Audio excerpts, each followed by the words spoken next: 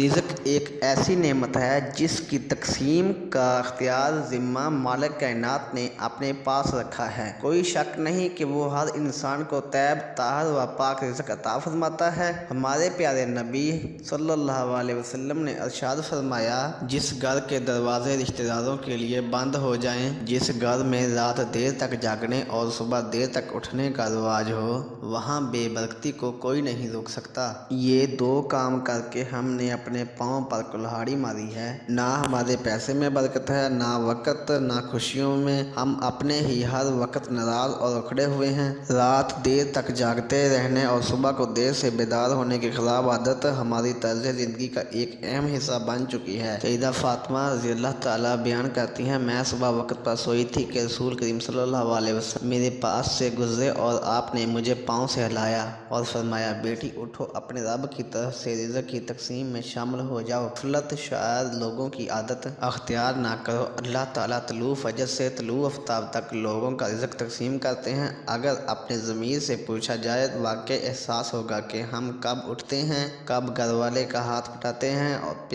پیار و محبت سے دعاؤں کے ساتھ ایک دوسرے کو جگانے سے لے کر